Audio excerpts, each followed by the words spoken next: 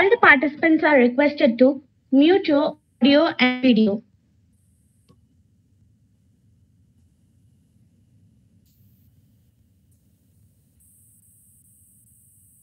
Biology starts in a distant past and it points towards the future. Happiness and bacteria have one thing in common. They multiply by dividing. Ludwig Ozap. No. I greet a good evening to one and all present, and I wholeheartedly welcome everybody to the International Virtual Conference on Biology in 21st Century, organized by the Department of Zoology of Kumunada Arts and Science College, Coimbatore, Tamil Nadu. Prayer is a positive vibe. The good start always begins with the blessings of Almighty. So I pray the Lord to shower His blessings throughout the entire session. The time has come to ravishingly welcome you all to this program.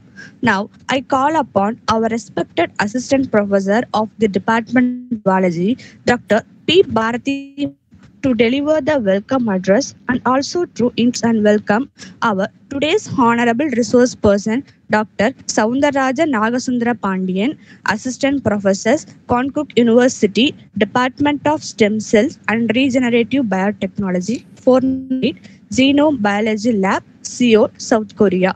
Please, ma'am. Yes, thank you, Nishantini. Good evening to one adult joined with us for the third day of the International Virtual Conference on Biology in 21st Century. It's great honor for me to welcome our Honorable Secretary and Director, Dr. C.A. Vasiki Madam, and also I extend warm welcome to our most respected Principal, Dr. Lakshmana Swamy Sir, and respected Dean Academics, Dr. Madan Shankar Sir, and Dean Research and Development, Dr. Palsamy Sir, and Department Head in Charge, Dr. Binukumari Madam. And also, I extend a warm welcome to my colleagues and all the participants who have joined with us for the conference today. It's a great honor and privilege for me to welcome our resource person, Dr. Soundara Rajan, Assistant Professor at Hong Kong University, Department of Stem Cell and Regeneration Biotechnology, Genome Biology, South Korea. Before I hand over the session to him, I would like to say a few words about him. Before I wish, after completing his master's degree in genomics from Madurai Kamarajar University, Madurai, he has done his PhD in chemical engineering at Busan International University, South Korea. In South Korea itself, he has carried out his postdoctoral research and joined as an assistant professor in the Hong Kong University. In between, he served as a guest faculty in Germany as well. To his credit, he has published papers in national and international journals, and also recently worked in the national and international conferences. So, with this introduction, I hand over the session to our resource person, Dr. Soundara Rajan. Sir. Thank you, Dr. Bharati. Thanks for the introduction. Good morning, friends and students and professors. And so it was an honor for me to actually present some of my work to the younger generations and what's going on in our laboratory. We are actually currently working in different areas. One area is genomics, another area is antimicrobial immunology, we can say. So my talk will be based on antimicrobial peptide. Okay, just try to share our presentations.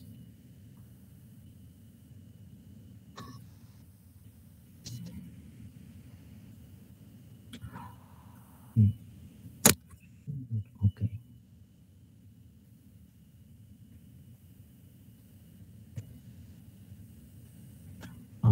You can see the my presentation? Yes, sir. We could see your presentation. It's very well. Okay, thank you.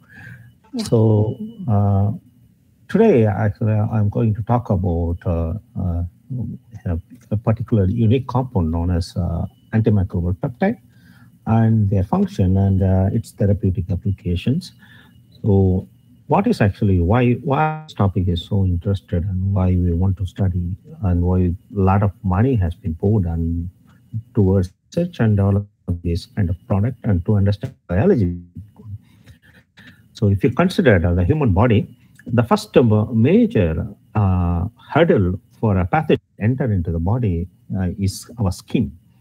The skin has a lot of different layers, epidermal, dermal, and so many layers are there. And every layer possesses a particular kind of a defense mechanism so that the pathogen cannot be entered into the system, the internal part of the body, so which has a barrier for that. And there are other routes also these pathogens can enter, like airway or through digestive tract or through eyes. And next one is wound, and in case of a injury, where the epidermal layer is actually, and there is a higher chance that the pathogen can be infect and become a wound or whatever the cause, and it can be even fatal. So some of the defense mechanism in the skins, or there are a lot of sebaceous glands are there which produces mucus, and this mucus can trap this pathogen, especially harmful bacteria, virus, whatever the stuffs. And these first line of defense, we call it as innate immunity. So immunity of the body has been divided into two different, generally they are classified as two different parts. One is an acquired, another one is an innate immunity. So what I mean by innate immunity? Innate immunity is the immunity which we possess in the body and which is transmitted from our parents. So it has been genetically imprinted. So in other ways, it is a hereditary immunity.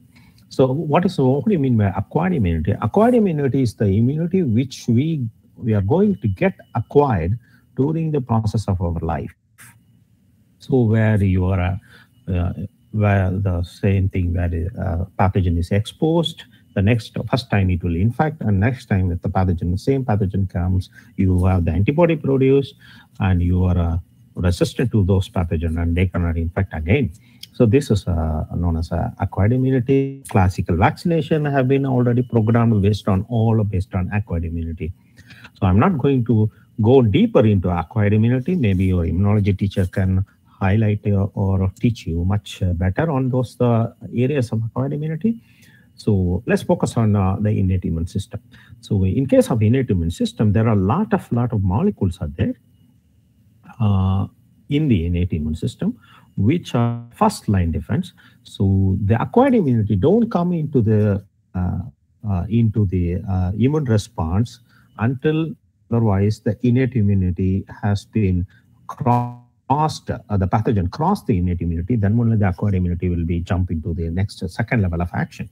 So in innate immunity, you have neutrophils, which is present in our blood. They are the first first cells to be arrive at the site of infection. If you have an infection, if it's having a wound, immediately the neutrophil rushes there, and the neutrophil, neutrophil is nothing but it's a part of a WBC, the white blood cells.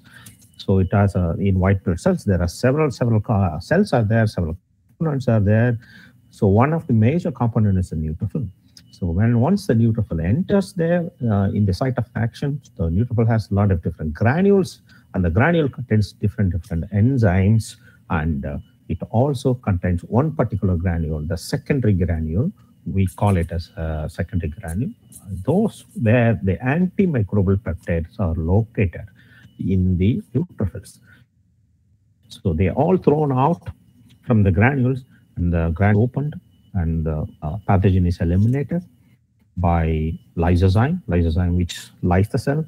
And next one is antimicrobial peptide, also lyses the cells, and several other components also, defensins, so many antimicrobial peptides all come at the site of action. So this antimicrobial peptide are the molecule of immune system. So people also call peptide as host defense peptide. So there are other parts like macrophage they can develop the entire bacteria and present it into the acquired immunity case, taking in MSC molecule. These are a little bit complex story, but this may be understood by later master students. So you have different molecules in innate immunity. One of the molecules is antimicrobial. So what are the other ways our healthcare system is actually preventing us from getting infected or treating the infected patients? So we have a huge bunch of antibiotics. So what are the antibiotics? Some of the antibiotics, people may know that one penicillin is well-known antibiotics. So there are modifications of penicillin. So penicillin is basically classified as beta-lactam antibiotic, so because it has a beta-lactam ring structure. So they are calling as penicillin as one of the beta-lactam, and ampicillin, amoxicillin, all are beta-lactam. So just by adding in a methyl group or adding in a hydroxyl group to the penicillin ring, you can modify the antibiotics to get newer varieties of antibiotics. Next one is cephalosporin and vancomycin, and those are the different antibiotics. These antibiotics, the antibiotics broadly can be classified into 3 or 4 forms based on the mechanism of action. The first one is how the antibiotics lyse the cell. So those are lytic antibiotics. So mostly penicillin will cleave the cell wall of the bacteria, like NAM and NAG molecules, which present in the cell wall. It's a peptidoglycan layer, which can be cleaved by penicillin, beta-lactam antibiotics. So there is a cephalosporin also do the same thing. Vancomycin also do the same thing.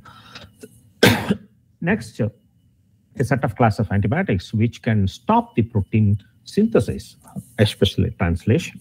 So those are, we call it, a classical example is a chloramphenicol or tetracycline, which will inhibit the 50S ribosome subunit before the translation takes place. So the protein is now, no protein is translated. So there is no protein produced for the survival of the bacteria or survival of the micro, whatever the pathogens. So immediately they start to die. The next one is it also inhibit the nucleic acid synthesis. So especially nucleic acid synthesis, there are antibiotics which can stop the replication, that is copying of the DNA for undergraduate students. And next one is transcription, so producing of the mRNA. So like rifampicin is a classical example. In case of rifampicin, it goes and binds to the RNA polymerase and stops any genes to get transcribed, and no protein is subsequently produced in the downstream part. Then automatically the bacteria dies. So these are the antibiotics. More interestingly, these antibiotics don't kill the virus because virus mechanism is entirely different. So you have to have a different set of chemicals or different set of class of antiviral compounds which will be inhibiting the viral particles. But in case of this antibiotic, so don't kill the virus particle. If you have a common cold, if you're taking antibiotics, then that is stupidity. But people prescribe antibiotics if your common cold persists for a longer than a 2 weeks period. So that is because of the secondary infection, because there are bacteria which can, once the common cold has been happened or the infected with the influenza virus, then it is not treated, the immune system is slowed down, there will be a bacterial infection can take place as a secondary infection. So that can be happen by Pseudomonas or Streptococcus, pneumonia, something like that. In that case, people use antibiotic because Streptococcus, pneumonia, all are bacteria. So this is you have to be a little bit clear about what is antibiotics and what is the function. So, but why we are actually looking at the antimicrobial peptide? Because we have already the existing antibiotic. The reason is there are a lot of bugs. We call it as super bugs. They are highly resistant to some of these antibiotics. Not most of the antibiotics we have in laboratory. We have all these strains, or whatever the antibiotic you name it. We have resistant strain in lab, and unfortunately, this is also infecting in the real life situation. Those are known as hospital bugs, which we call it as MRSA or VERSA, which are vancomycin-resistant Staphylococcus aureus. One is methicillin-resistant Staphylococcus aureus. These are really, really dangerous guys.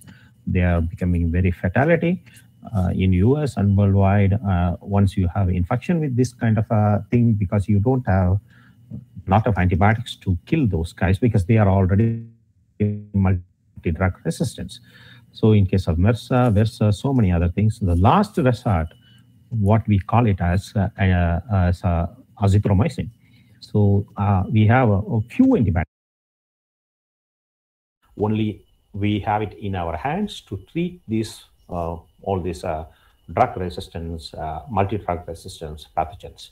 One is the classical example, that's azithromycin. That's why doctors don't describe azithromycin; they keep it as a last resort. So people call this azithromycin as a last resort antibiotic. It's because the invention or discovery of finding new antibiotics in this era, in this decade, is not much.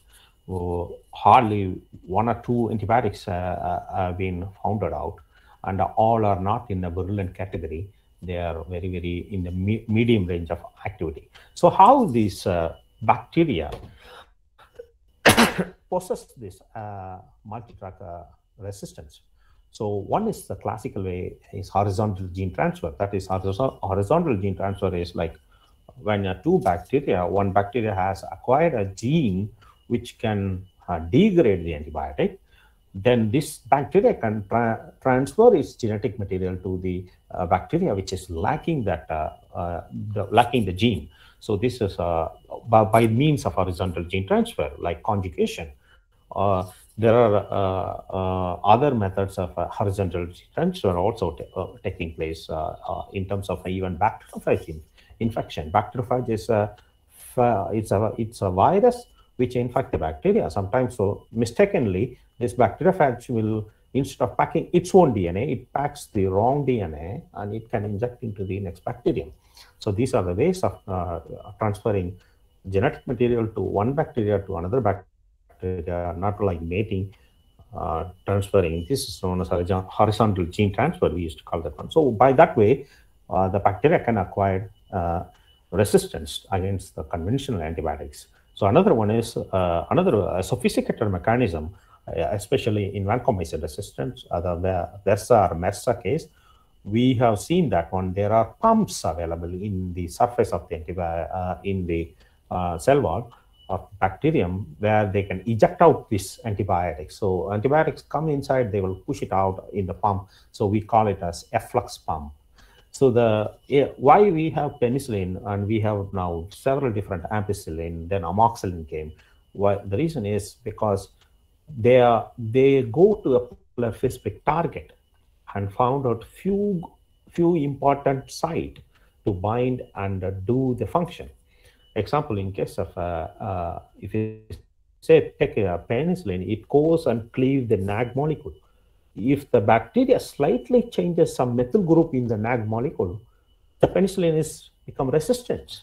A simple point mutation can eliminate the penicillin function itself. So that is why a lot of antibiotics are getting resistance, and we have a lot of resistance bacteria pathogens, which are actually a huge problem for healthcare industry. They even in another 10 years down the road, you don't have even an antibiotic to treat even whatever the surgery, because we nowadays are apply iodine to kill the whatever the wound we are switching out, and we supplement with antibiotic later on to get any infection going on. So we cannot even do a simple surgery. So that's why people are very much focused on finding out what are the alternatives. So that is what we call it as, this is as a post-antibiotic era. So in the post-antibiotic era, what happens is, why this era actually came into one existence, there are several possible hypotheses are there. One of the major hypotheses is that use of antibiotics in animal feed, especially in 70s and 80s, all the chicken farms and pig farms and whatever the cattle farms and other things, they started to use antibiotic. And when they started to use antibiotic in the feed, the chicken and they get a healthier chicken because it can grow, no infection is there, so they can go into mature, full maturity. So the farmers makes a lot of money. So slowly what happens is the regulation of using the amount of antibiotics into the system has been not followed properly. The guidelines has been not followed. So improper usage and improper waste disposal and such things happens. What happens is the antibiotics is exposed in the environment. So the antibiotics started to expose. So the same antibiotic, what we are getting, the same antibiotic, only the animal feed and all the farms have been injected in US and everywhere around the world, even India also. So what happens is slowly there are a lot of bacteria which slowly started to evolve. So this is known as adaptive evolution. So slowly they started to evolve, and a lot of drug resistance bacteria nowadays coming. If you go to the supermarket and if you buy all the chicken meat and if you go to the laboratory and stick in a plate, and you will find a bunch of bacteria which are completely drug resistance, all the conventional drug resistance, which has been well proven. So several publications have been done. So people call it this as a post-antibiotic era. So people are thinking about how to overcome this healthcare problem.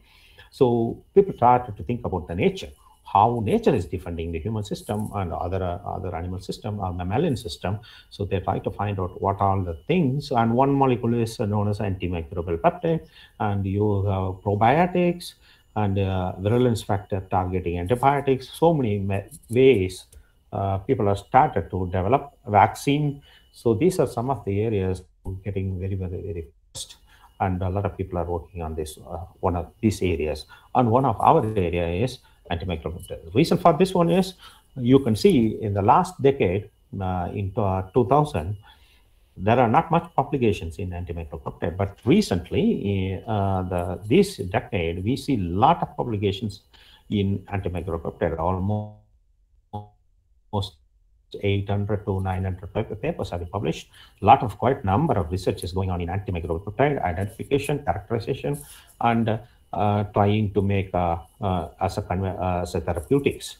So with this background information, what is already present in the databases. In case of antimicrobial peptide, these are known as evolutionary ancient weapons. The reason is the bacteria is actually evolving. Like our immune system is also evolving. That means antimicrobial peptide in the immune system is also evolving. So the nature has given an excellent tool, the antimicrobial peptide, as a first line defense to kill all the whatever the evolved bacteria. Otherwise, human beings almost evolved 200 million years. Still, we are in the planet, and we are actually rapidly, successfully reproducing and populating the entire globe. So this means our evolutionary system in terms of immunological point of view is very robust than the bacteria which is trying to kill us. So the antimicrobial peptide is one of the highly evolved system of the nature. It's a natural selection system.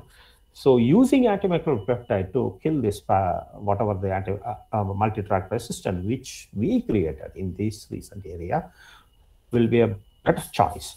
So the most important thing of antimicrobial peptide is there are already 6,000 antimicrobial peptide reported throughout the different kingdoms, from fungi to mammals to higher primates, whatever you name it, all has antimicrobial peptide. Frog has a lot of antimicrobial peptide. Plant, a bunch of antimicrobial peptides are there. So all this, you can see they are the most important innate immune defense molecule in all of the phylums. So this makes this innate molecule so attractive. The reason for them to be having such a wide spectrum and has a high chance of evolving is because their amphipathetic nature. What do you mean by amphipathetic? Amphipathetic means there are regions in the antimicrobial peptide where some of the regions are hydrophobic in nature and has a positively charged. So this is based on different set of amino acids which is present in those antimicrobial peptide. So that is we as antipathetic. So all the most of the antimicrobial peptide having a signal sequence, because it has to be translocated into a particular granules or particular region of a cell. So you need to have a signal. So the signal is recognized and the protein is actually loaded into that area. So this is all post-translation modification and proteolytic processing. Maybe your molecular biology teacher can teach you much deeper into what do you mean by PTM and those things, other things. Then you have one of the very classical antimicrobial like buforin, which is actually derived from the frog skin, which is because frog skins are they go swim around anywhere and they are exposed. So it's a very, very potent antimicrobial peptide. And lactoferrin, so many, and antimicrobial peptide has several families. For example, 96 families are available. So there are different groups of antimicrobial peptide. So the one of the very classical antimicrobial families are catalysidin, defensins are the very, very classical ones. Some of the catalysidin, some of the defensin even can kill HIV. Human immunodeficiency virus. So they can even kill influenza virus, whatever. They are antimicrobial, they can kill antifungi, and they can also kill antiviral. And most of the, as I already mentioned before, they are located in neutrophils, and they have to be activated by proteolytic lysis because they form as a holoprotein, pro form, and it has to be cleaved to make it as active form. So some of the structures, the classical one is LL37, because LL37 is present in the human. This is the only catalysidin antimicrobial peptide which is present in our human body. So human lactoferrin, this is a catalysidin family. Here, lactoferrin is a different family. Human beta defensin is a defensin family. So some of the human beta defensins, like I think 3 or 4, which we showed activity against HIV and influenza virus. Most of the antimicrobial peptide can be having a different various structure from alpha helix to beta sheet, and a combination of alpha helix and beta sheets and loops and everything. So it's a very diverse molecule. What I'm trying to say is, so in general, how these mechanism of this antimicrobial peptide differ from antibiotics, which I briefly mentioned in a couple of slides before, how antibiotic is actually killing the bacteria. But now let's focus on how they differ from antibiotics and how they are killing actually. What happens is in case of antimicrobial peptide, because of the charge nature, they are mostly positively charged and they are hydrophobic in the environment. If you take any microorganism, the microorganism are negative charge mostly because of the polar heads in the cell wall, and they are easily can have an interaction. So this antimicrobial peptide immediately goes and bind as a carpet method. We call it as a carpet model, like a carpet. They can spread in that area and lyse the cell. So this is non-specific lysis. So there is no single target. There is no single target. It's not targeting a particular point in the cell wall, or a NAG molecule, or a peptidoglycan layer, or an amino acid. So it's just going and interacting with the charge. The bacteria want to evolve against this antimicrobial peptide. Then bacteria has to entirely change the cell wall itself. That is statistically not possible because mutation is a random event. Mutation can take place in one gene at one time. So it's a random event, and the random event cannot take place at a particular group of gene in a particular way. So this is a highly unlikely chance of getting a resistance for antimicrobial peptide. In laboratory case also, we try to evolve adaptive mutagenesis against antimicrobial peptide. We were not able to develop the resistance bacteria because their killing time is very, very fast. within 5 minutes they will kill. So they don't give any chance. In case of antibiotics, so we call it a persister cell. So most of the cells die. So immediately what happens is there is a term in microbiology, we call it as quorum sensing. Immediately some quorum sensing molecule has been as a release of a massive death of a lot of bacteria. So it releases a quorum sensing molecule, and the few bacteria which are surviving, which has been not encountered the antibiotics, can immediately stop, go into an arrest state, metabolically arrest state. So they don't divide, they don't do anything. So the antibiotic cannot act on those molecules because they become inert molecule, or they produce a they produce a biofilm layer. So the biofilm layer, the antibiotic cannot penetrate. But in terms of in the case of antimicrobial peptide, they can also bind to the biofilm layer and penetrate inside and cleave everything. So because this is natural system. So there are other kinds of antimicrobial peptide which can make holes in that one and make a pore-like structure. The cytoplasm of the bacteria come out. We call it as a barrel stove or a torrile pore. So the some they can make agglutinating, combine two bacteria and make as agglutinating and form as a clump and die. So some of the background, and there is this is a killing of the bacteria. In case of virus, it goes and inhibit the replicase and especially reverse transcriptase, so they cannot produce their own genetic material. So virus is eliminated. So same way, antimicrobial peptide also has one more advantage. So what is that advantage is they can also act as a chemokine molecule. What do you mean by that one? So they are also act as a pro-inflammatory molecule. That is, they have a inflammatory activity. So when during an infection, the infection has to be established. Once the infection has been established, a lot of immune cells will be going there. So the antimicrobial peptide also, they are the first line of defense, and they can also bring the other bigger molecule because they can act as a chemokine. So they can make a signal, and they can ask the immune system to send the natural killer cells, macrophage, to the site of action. So the more robust innate immune molecule can come, and the signal is actually delivered by antimicrobial peptide. So not all the antimicrobial peptide has this possess the activity. A lot of defensins has, a lot of cathepsin has this kind of functions. So we call it as immunomodulatory functions. So they can also respond to immunomodulatory. And one more thing of this antimicrobial peptide is we have a big problem known as sepsis.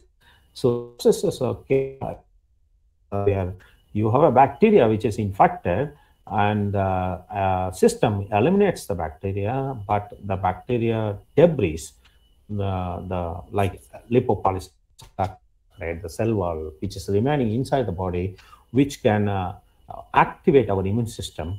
This is like, so it will enhance the immune system. So what happens is our immune molecule all come to the site of action. Instead of killing, there was no bacteria to kill. What happens is they will come and destroy our own body.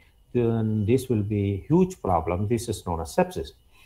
So sepsis shock, people say, if you don't treat the wound for a long time, you will be entering into a sepsis shock. So sepsis shocks, most cases will be fatal.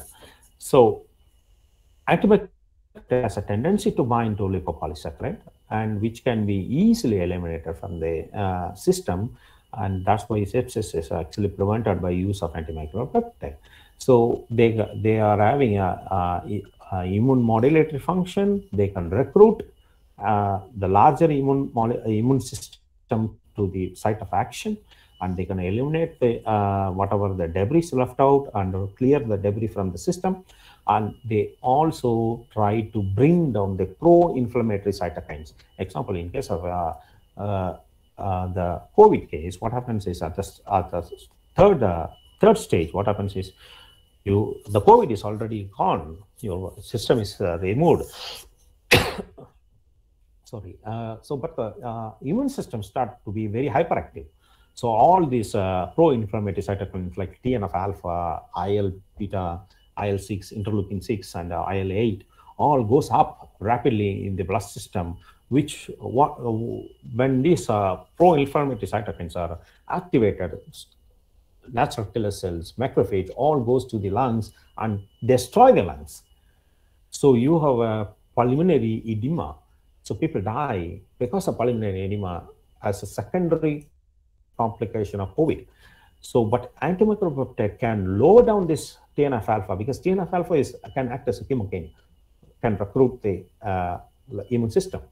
So this is like antimicrobial peptide can suppress the TNF alpha or almost many pro-inflammatory cytokines, reduce the level and bring it to normal so that when the immune system is not hyperactive.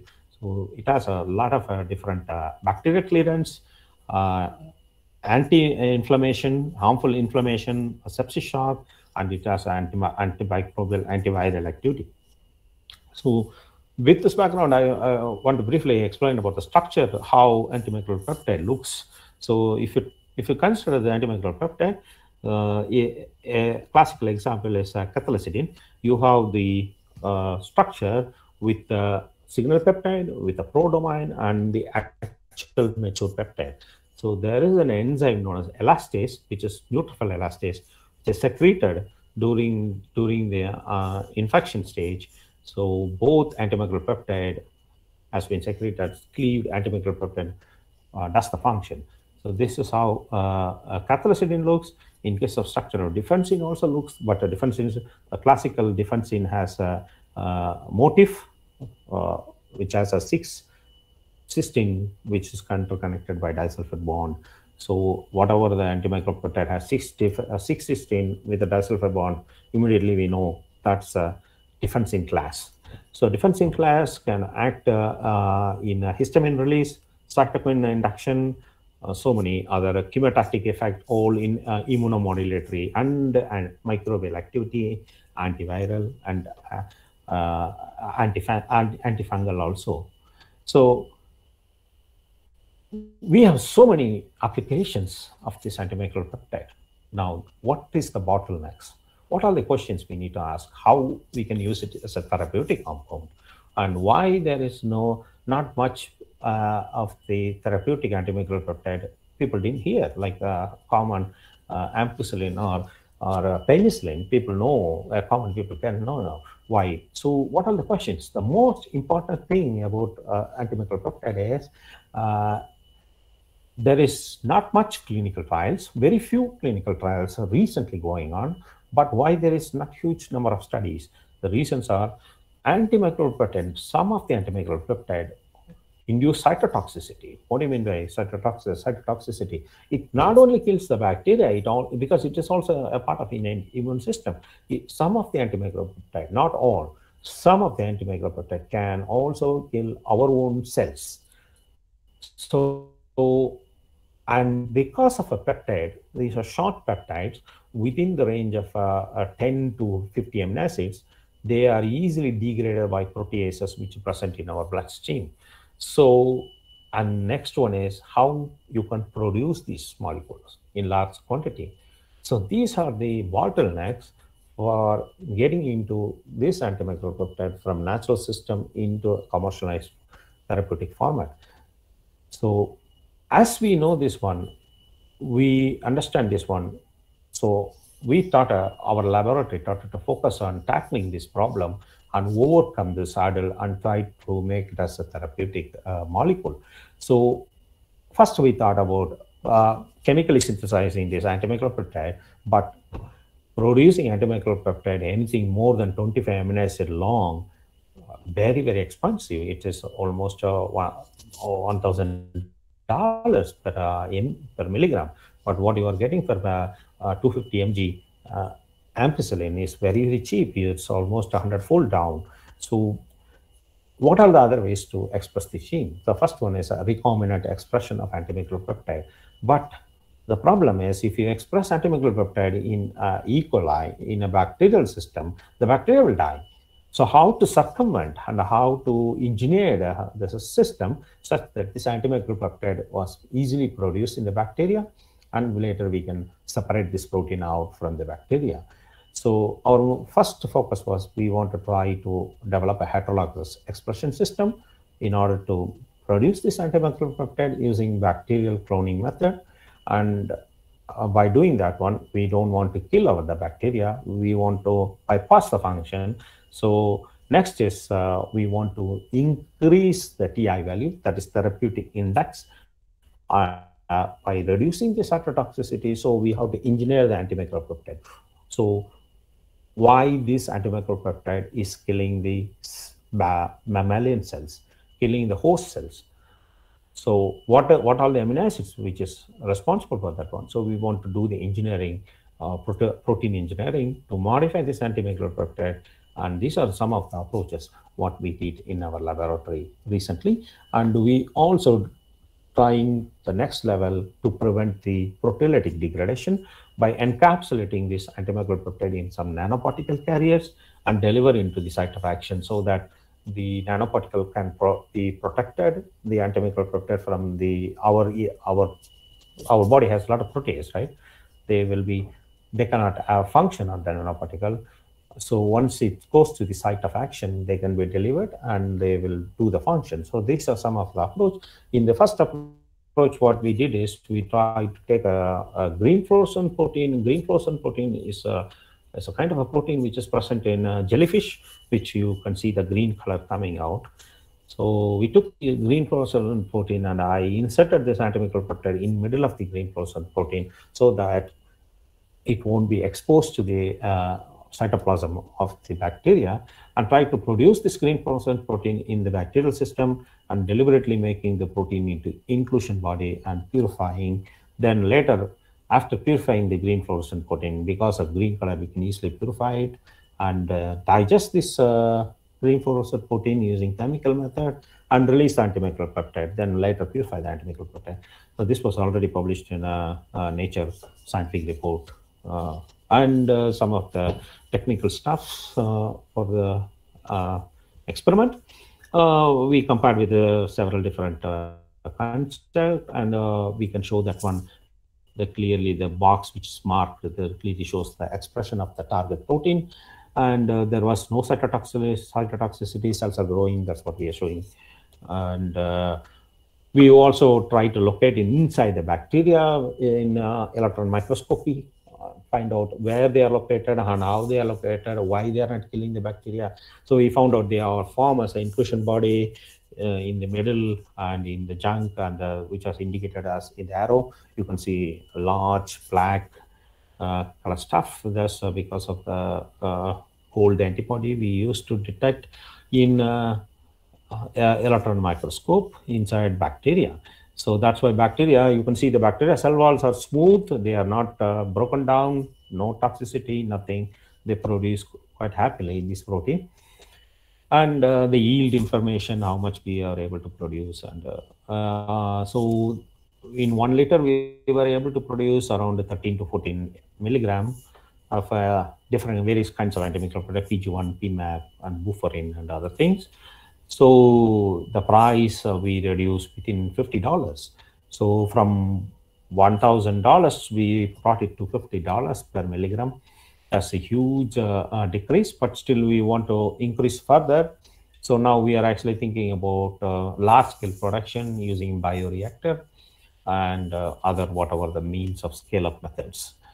So, and we also check, of course, we will be checking whether this produced antimicrobial peptide shows activity. So we were able to calculate MIC value for E. coli, Pseudomonas, and RES case, and it shows very high value with the 7 microgram. It's killing the E. coli. So these are a little bit of technical point of view. And we also discovered a lot of antimicrobial peptide, especially from Python. In case of Python, we found out 6 novel antimicrobial peptide we reported recently. And interestingly, these antimicrobial peptides don't show any toxicity towards cell line. That is interesting. So this is a various bacteria. The bottom is a clinical isolate. The clinical isolate, these are antibacterial, that is drug resistance bacteria. This E. coli is isolated from patients. And this Klebsiella pneumonia is also isolated from patients. They are a drug resistance pathogen. They don't be killed by some of the antibiotics, conventional antibiotics. But this PBCAT4 shows very excellent activity against this one. So we thought of further developing this one and try to investigate whether it shows some cytotoxicity. We increased a very high concentration and found out various cell line don't have any toxicity. In case of MCF7 is a breast cancer cell line. In case of breast cancer cell line, it shows toxicity because breast cancer, the cell morphology is changed and the charge is changed. So this antimicrobial can kill the cancer cell. So that is one of the interesting finds we accidentally found out. And we checked what is the mechanism. You can see the bacteria in the panel number C. This is a scanning electron microscopy. Then you can see the cell wall is completely make holes and cytoplasm is coming out. And more detailed refines, you can see the cytoplasm actually leaking in the transmission electron microscopy pictures. And finally, we also able to find out this some of these Python antimicrobial peptide are really resistant against proteases, some of the conventional proteases. And those are the data which I don't want to go into details. And it also shows excellent stability against different salt and natural environment which possess in our body system. So with this background in vitro experiment, we want to approach to the in vivo experiment, the actual experiment. So we carried out in mouse. So what we did is actually very simply, we make a wound in the mouse, various group we did. A particular group is no infection. Another group is we infected. Deliberately, we added bacteria into that one. And another group, we added the bacteria. We treat with the antimicrobial peptide. We also treated with the next group with the antibiotics and try to see whether they are healing or not. So clearly, the group 2, after day 7, almost all the mice have been died because of infection. And in day 7, in group 2, you can see a lot of pus formation. There is no mouse because already they passed out. They are fatal in day 9 or day 8 within that day. But in case of the treatment group, you can see the completely healed in day 14. So day 3 is the infection stage. Day 14, day 7 is the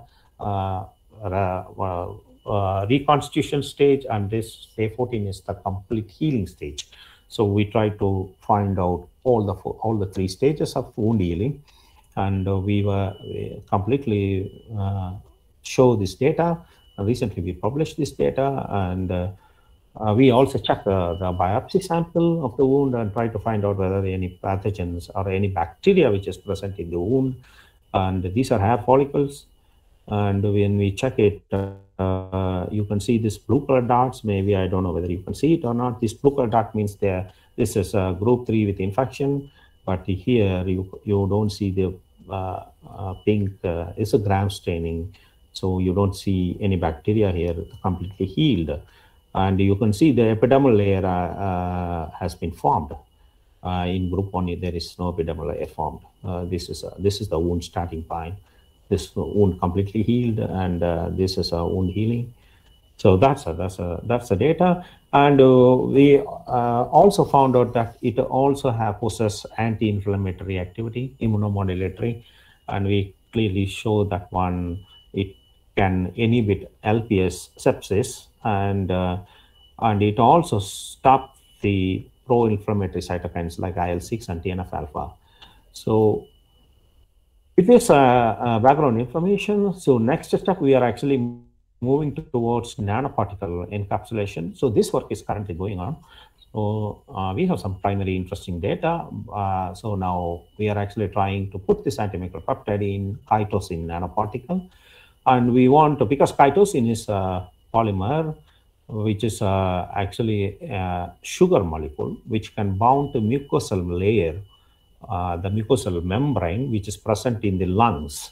So we're trying to make a mouse with infection with pneumonia, and then we try to put this chitosan molecule and treat the pneumonia mouse model using chitosan nanoparticle coated with antimicrobial peptide.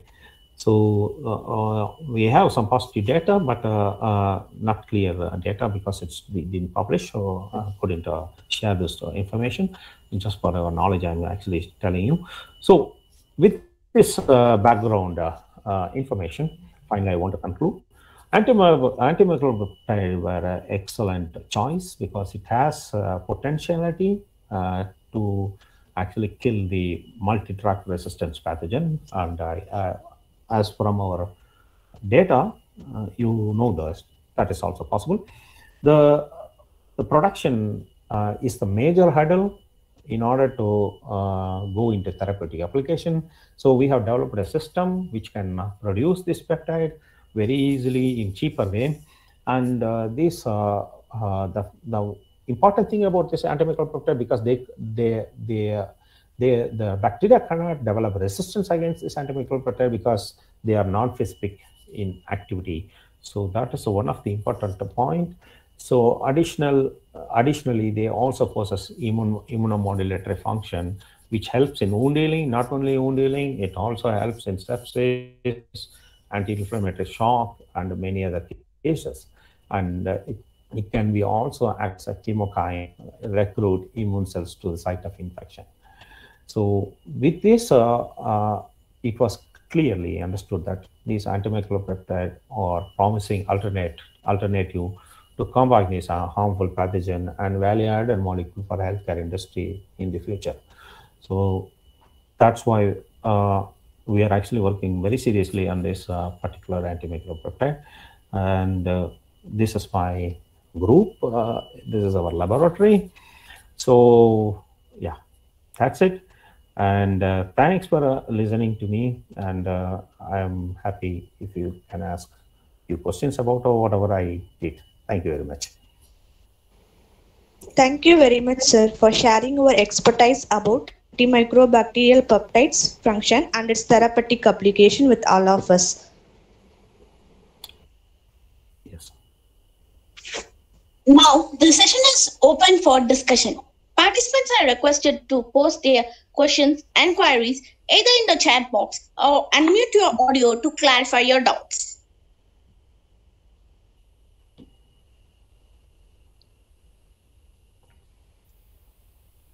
There is a question from Dr. Swaminathan, sir. Okay. How could we design antimicrobial peptides against bacteria?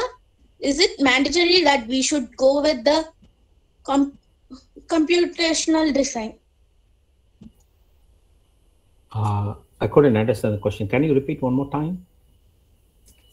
How could we design antibiotic against a bacteria? Is it mandatory that we should go with the computational? No, there are there are a lot of antimicrobial peptides. Naturally, you don't need to design computational design. There are antimicrobial peptides. Antimicrobial peptide means it must kill the bacteria. There are a lot of in already the database for antimicrobial peptide already reported 6,000 antimicrobial peptide. And still reporting from various sources, and almost to my knowledge, almost 90% of antimicrobial peptide which is deposited in the database all are antibacterial, antimicrobial, and they have very broad spectrum, really very broad spectrum. They are not narrow spectrum.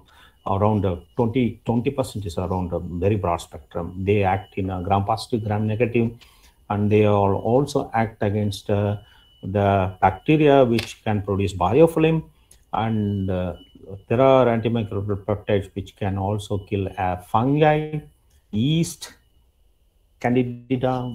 There are many things. Antiviral also there. So it's a because this is a natural immune system, and computationally designed antimicrobial peptides are also available. This is based on the template of the natural system. engineered molecule, smaller molecule, that's also around 2000 almost 2000 peptides have been reported. They are also very because they try to make it a smaller size for chemical synthesis, which is easy. So both ways is actually can be happen. There is another question, sir. Okay. Can we use phytocompounds in multi-drug efflux system to target bacteria apart from AMPS? No, actually, I think you have misunderstood what is multiplex efflux system. Multiplex efflux system is a system developed by bacteria to actually to make them resistant against the molecule. So they capture whatever the antibiotics comes into the system and they eject out into the environment. So the antibiotic cannot be stay inside the cytoplasm and find out the target. So this efflux system, if you use phytochemical, they can also eject out. There are a lot of phytochemical compounds people are trying to use, but all these phytochemical compounds all are single target based. So eventually, in the down end, you will have resistance to those molecules. Thank you, sir.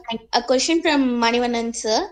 How to calculate polar angle of peptide? Polar angle, actually, you can easily calculate. So nowadays, in case of peptide, actually, if you have the proper structure, then you can easily find it out using rotamer library. There are rotamer libraries are already existing, or you can use a PyMol to view the structures easily, and you can calculate the angle where the rotamer is going to take. There are a lot of bunch of software. Gromax you can use. Many things are there. You can easily find you can find. But one thing is you need to have a proper structure. If you don't have a structure, then it's what is it? Probability only. Thank you, sir. People ask for your email address, sir. Yes, I will put. I will put in the chat box. People can use this one. Thank you, sir. There is a question, sir, from Dr. Bhupesh. Yes. Many AMPs are acting as signaling molecules. If it acts as signaling, then how would it contribute to combat pathogens? No, sir. Actually, there are in case of we are actually still not we clearly understood how they are actually acting as a signal molecule. Their primary function is antimicrobial. That is the primary function. They also have additional features, which is like they can also do as a chemokine or inflammatory cytokines. We're trying to find out the signaling pathway.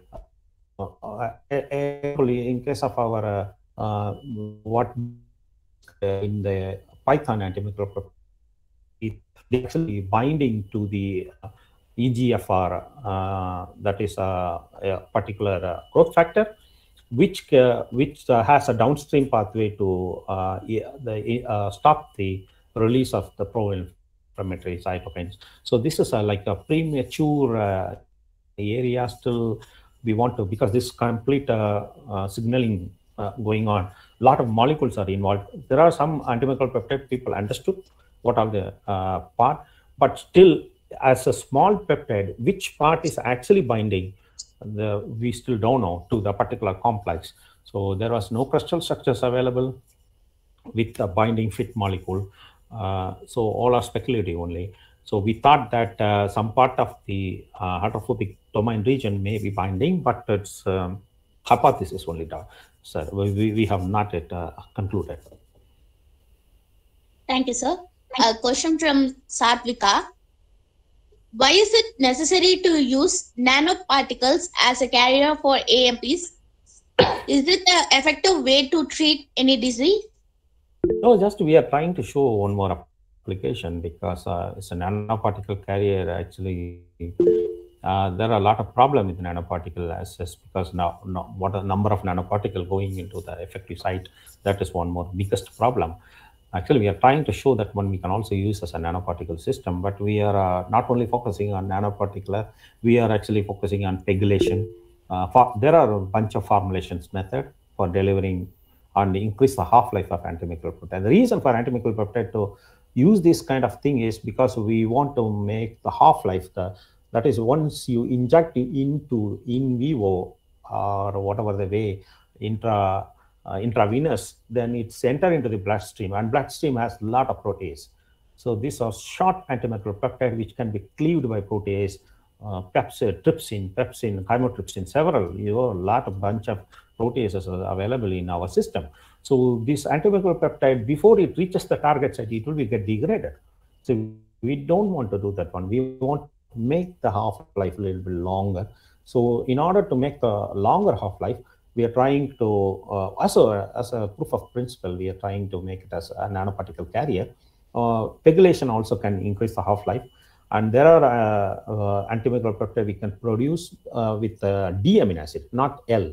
So these enzymes cannot recognize these molecules. So they are completely, people already shown in several literature that D amino acids be recognized by this protease. So they have a huge life. So there are ways actually. Nanoparticle is one of the ways. Thank you, sir. Is there any other questions from the participant side? If so, your request, put it in either in the chat box or unmute yourself to clarify your doubts.